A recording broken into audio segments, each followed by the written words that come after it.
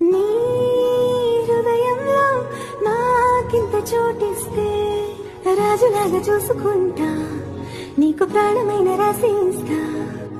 అలా కోపంగా నా వైపు నువ్వు చూస్తే దీవెనల్ని మార్చుకుంటా, దాని ప్రేమలాగా స్వీకరిస్తా. నా కోసం పుట్టినవని నా మనసే చెప్పినదిలే, ఈ బంధం ఎప్పుడో ఇలా పైవాడు వేసినాడులే. ఒప్పుకో తప్పదు ఇప్పుడే ఇక్కడే నీకు నేను ఇష్టమేనని.